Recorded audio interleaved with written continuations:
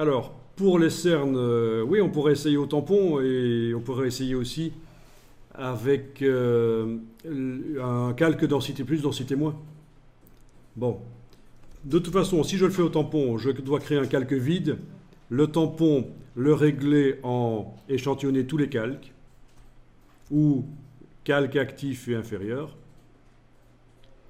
Et c'est vrai que dans ce cas-là, je devrais le mettre au-dessus de tout, puisqu'il faut tenir compte éventuellement de, ben oui, du flou. Donc le calque vide dans lequel je fais la retouche tampon, je dois le mettre au-dessus de tout. Et le problème, c'est de savoir où aller chercher les choses. Oui, donc comme ça, éventuellement, ça va être difficile, ça risque de se voir qu'il y a quelque chose, un peu de retouche là. Là, on est en opacité moindre, hein, on est à 26%, donc on ne voit pas nécessairement grand-chose. Est-ce que ton tampon est réglé en actif et inférieur, là, les options du tampon? Parce que sinon, il ne peut pas aller chercher les pixels ailleurs que sur le calque où il se trouve. Bon. Pas évident, hein, ça sent la retouche à fond, ça. C'est pas naturel. Ben oui, c'est On ça. dirait qu'il est.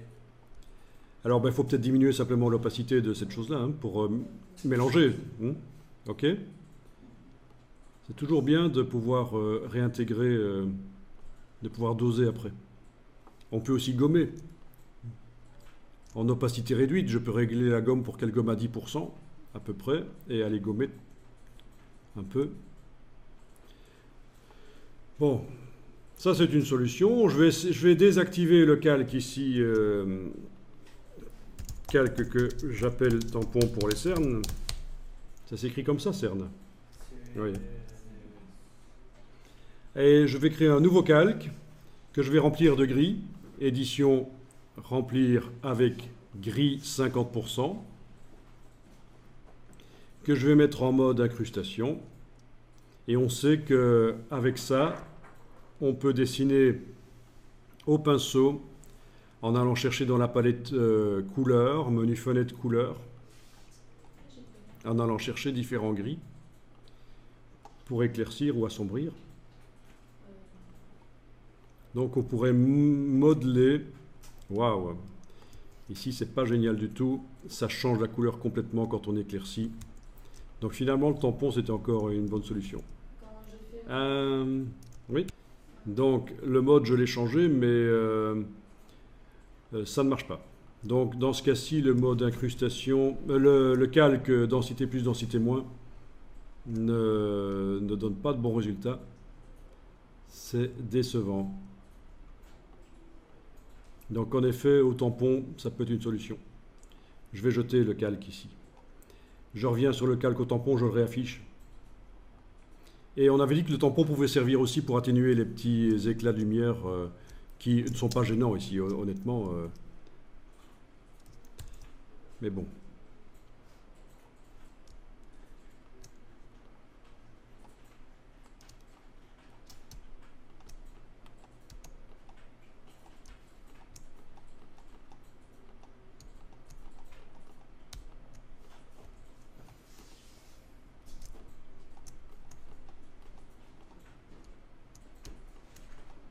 Un peu ce genre-là, donc. Voilà. Ça fait peur, hein? C'est une tête chercheuse. Ou une tête de chercheur, je sais pas. Enfin voilà. Et ça commence à déjà devenir pas très naturel. Hein. C'est parce qu'on a vu l'original, lui aussi. Hein.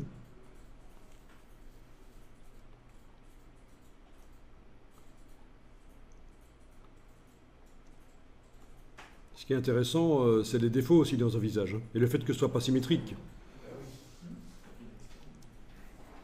Enfin, je vais quand même enregistrer.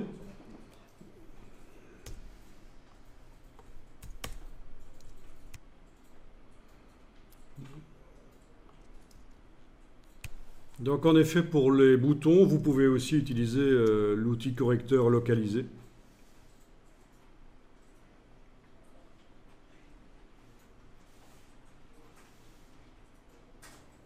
La bande de sparadrap qui va aller rechercher les informations autour et pour les remettre là où vous travaillez.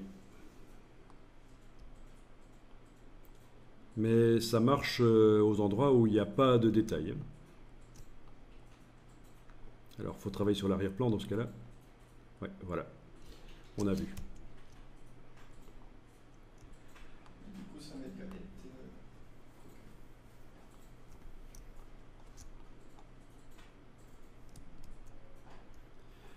Ouais. Malheureusement, il a la peau pas trop moche. Donc, ça va être difficile. Ah ben voilà, quand même. Là. Petite atténuation de bouton comme ça. Bien. Donc il y a plein de méthodes dans Photoshop.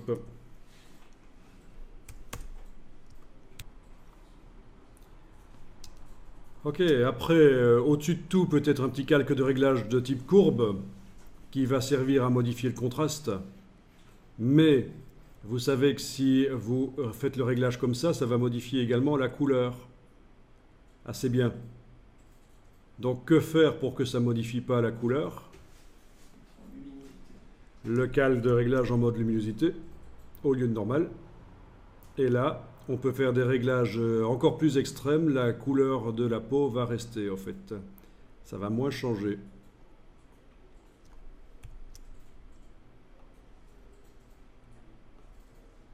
D'accord?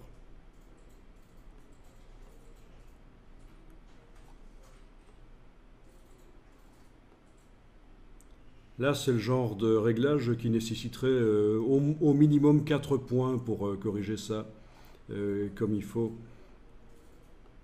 Alors, ça dépend ce qu'on veut faire comme effet, qu'est-ce qu'on veut donner comme rendu, évidemment, comme ambiance. Après, ça devient très subjectif, ça, hein, comme retouche.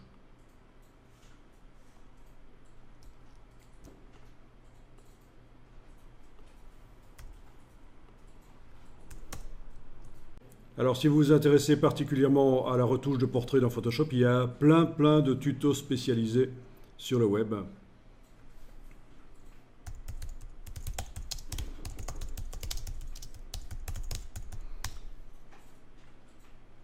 Voilà, je tape portrait retouching in Photoshop et je tombe sur plein de tutoriaux, vidéos ou des livres sur la retouche de portrait.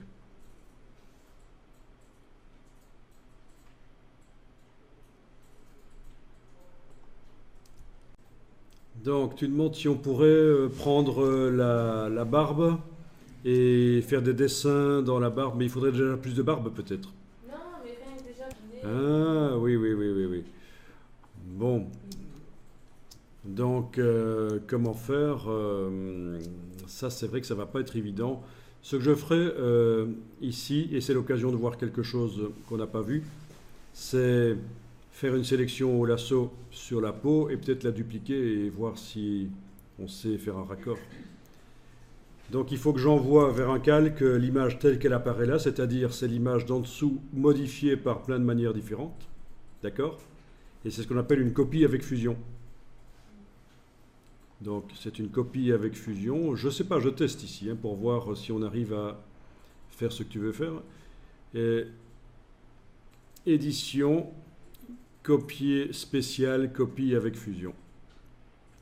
Donc vous comprenez, copie avec fusion, ça envoie, ça copie les pixels tels qu'on les voit. Et ces pixels-là tels qu'on les voit, c'est la combinaison de tous ces calques affichés. Et puis nouveau calque, et puis édition, coller.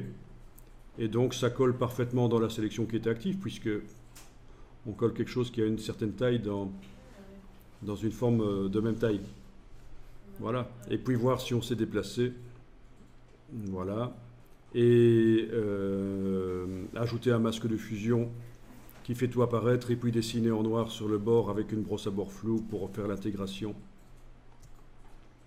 Ça correspond un peu à ce que tu voulais?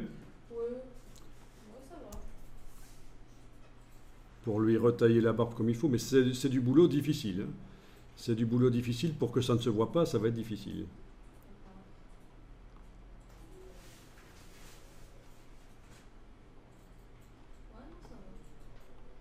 Faut même que je corrige un peu la teinte pour que ça devienne un peu plus jaunâtre à cet endroit-là. Ouais, c'est ça qui est. Parce que j'ai pris une partie rougeâtre. Voilà, bon.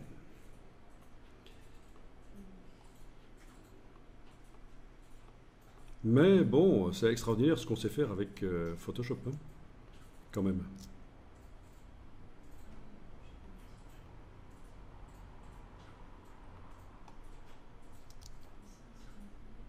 Si on transforme le mode de fusion du calque, peut-être que ça change. Non. Changer le mode de fusion du calque, j'y crois pas trop.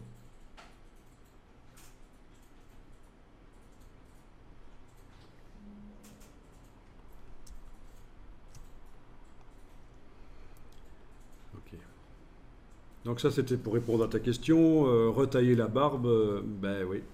Ceci dit, on aurait pu essayer aussi de supprimer chaque poil avec l'outil correcteur. Mais bon, Plus simple de lui demander de se raser. voilà.